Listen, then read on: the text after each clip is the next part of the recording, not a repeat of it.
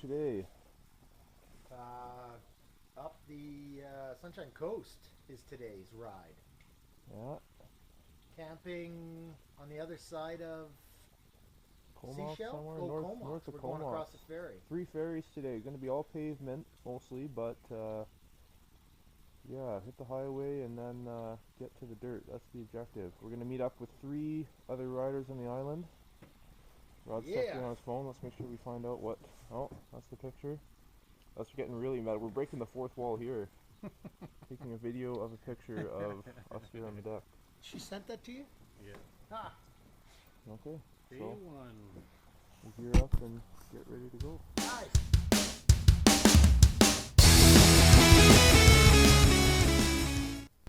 Now this was a ride we've been planning for quite some time. It was going to take us along the Vancouver Island section of the Trans-Canada Adventure Trail, which is a connecting series of forestry service and logging roads. Nothing really technical, but fun stuff to ride on the big bikes. But our ride this morning involved slogging through rush hour traffic in Vancouver in order to get to the Horseshoe Bay Ferry Terminal, where we'd be taking a series of ferries up the Sunshine Coast, and then crossing over to Comox and meeting up with the 3 other riders that we were going with, which were a couple guys I knew from work. So off we went, and before we knew it, we were at the ferry terminal waiting for our first boat.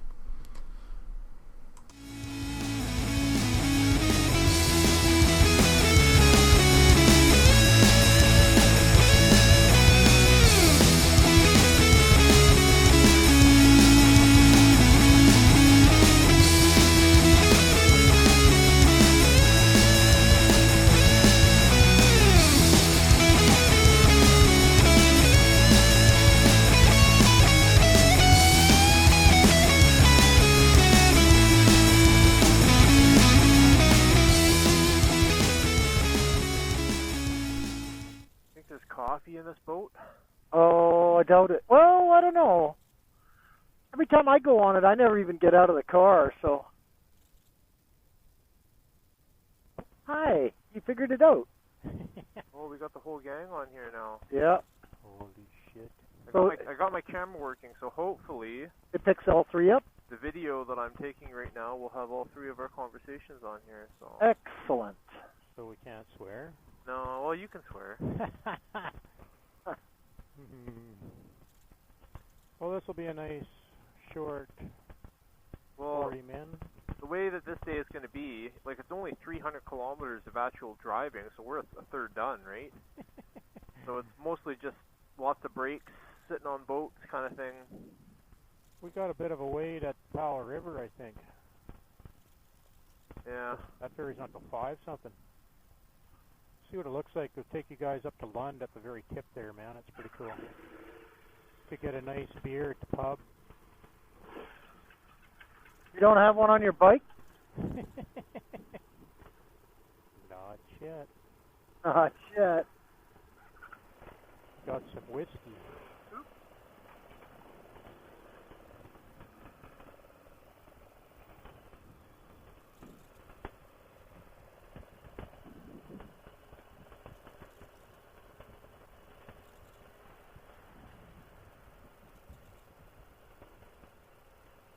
Those 3-wheelers, man, they should really still be a car, eh? I agree. Are they not? Like, do they get Nope. priority boarding? Yeah. That's bullshit. Yeah, I agree. Taking up as much room as a... Yeah. And I bet you they get the motorcycle rate, too. Yeah. But they're classed as a motorcycle, I guess. Got to wear a helmet. Yeah. Do you need a class 6 to ride them, though? No. So isn't that a contradiction in terms? Oh.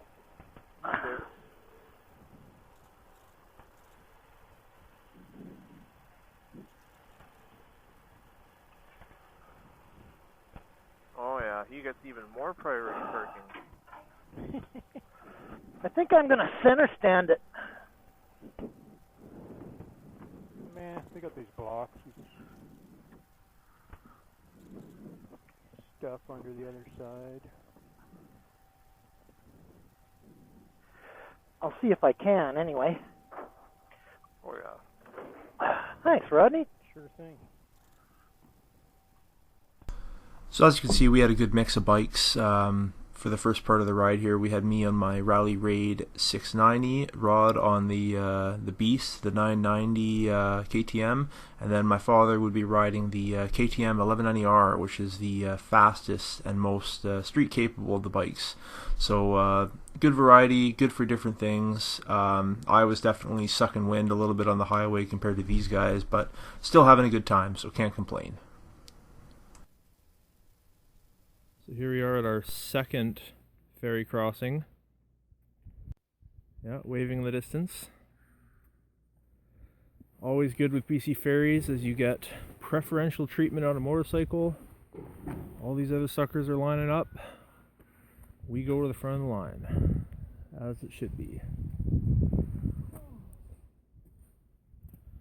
Alright, I gotta get this gear off. It's cooking, 25 degrees.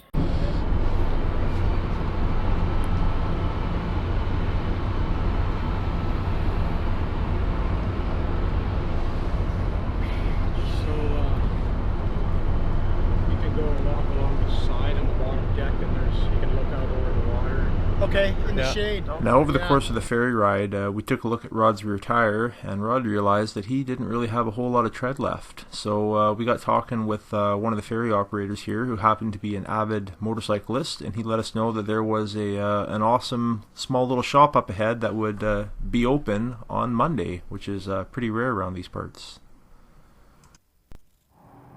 So we stopped off at Two Wheel Tech because Rod here needed a rear tire. So we've got that dismounted, get that bolted on, and then we'll be back on our way.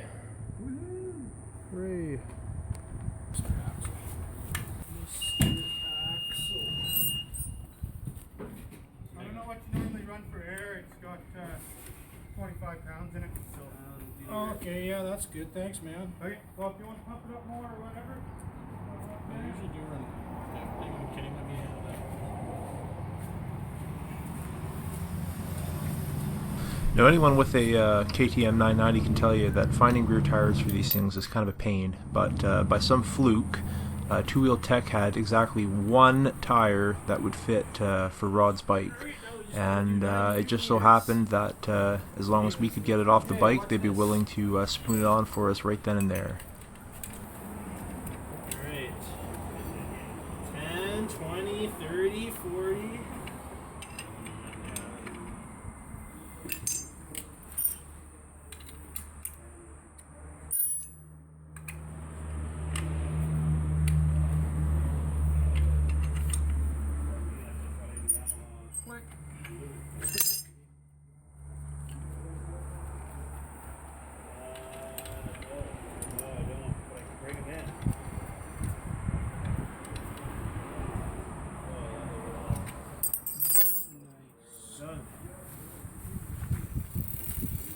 Yeah, you didn't have a lot of traction. I watched you when you were going up. That's, yeah, hopefully there's not too much of that on this trip. So what are we doing here? Oh, we're just having a beer. No, pop. Pop, soda pop. Yeah. Honey pop. Dude, no, not a honey pot. Honey pop. So you have packed exceptionally light. So what do you even have in there? Like just tent, sleeping bag, and Tent, chair, sleeping bag, pillow. Got Pillow. my pillow. Change of clothes. one set? Pretty much. Another pair of shoes. Fuck off. That's all in the bag, and then just first aid shit here. Food? What'd you bring for food? Good old Cliff Bars. Hey, what'd you think of my first aid kit? Did you see it? I did. I noticed that. Hold it up. The stealth first aid kit. It was not really stealth, It's I not guess. stealth. It's not meant to be stealth. What did you end up doing? Did you buy a kit or did you just buy stuff? Or I bought a kit from London Drugs, $18, $17.99. But it's got a compression bandage. It's fairly good shit. Yep. Cute little strap you got there. Uh huh. Cute. Cute. Matching color. That's It's a beauty. So what time are we at? Our ferry's at 12:20, and we figure we're 15 minutes away. Yes. All right. 11:30 now. So one beer and then. Did you photog the surprise hill climb? No. No. All right. Well, it was a surprise. I'm so surprised. It's gonna look like nothing on the GoPro, but I'll came up this little deal here. Looks like just a friendly little trail, but pretty steep.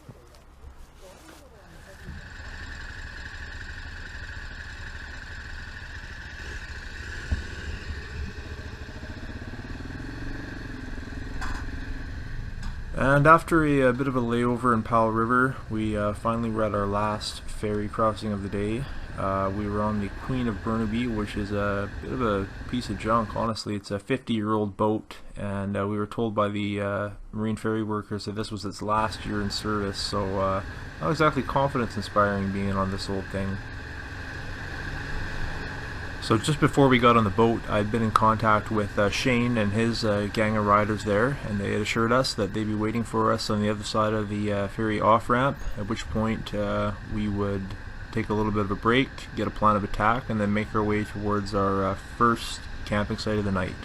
Now Shane is a native of the island, and he kind of knows the area a lot better than me, so I kind of left it up to him to pick one of the wreck sites that we were going to choose. So yeah, we sat on the boat, enjoyed some pretty crappy coffee, and before we knew it, we were on the other side meeting up with the gang.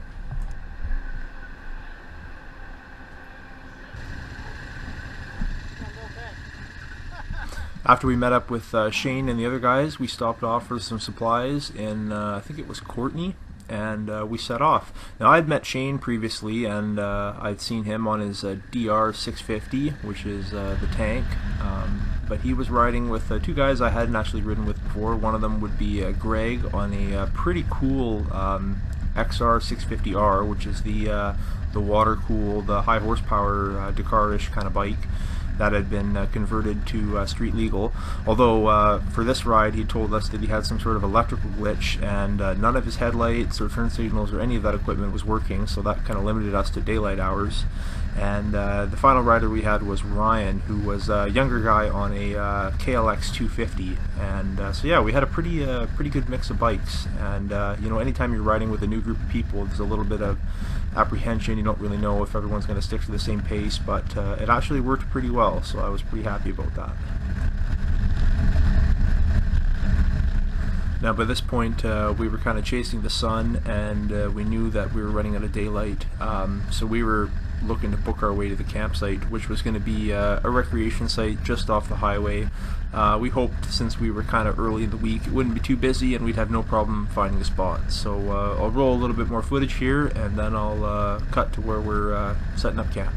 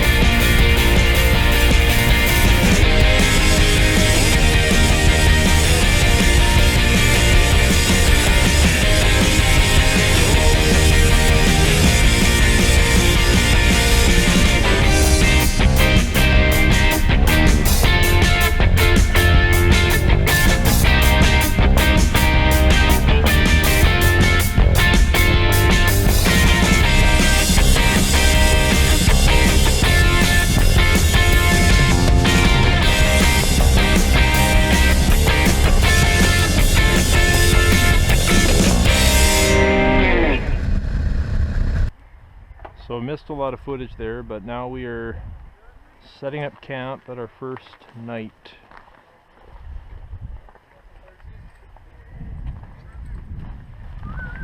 GoPro batteries everywhere.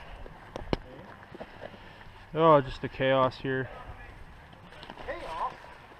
Chaos.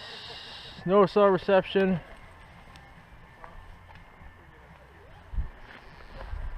No cell reception. So this was the end of our first day, which unfortunately we spent a lot of time on the street. Tomorrow we were going to be doing a quick pavement burn up to around Port Hardy, and then we'd be hitting the dirt up to Palmerston Rec Site. So the fun part of the ride was kind of on the way. So stay tuned for part 2, and the video series will continue. The chair.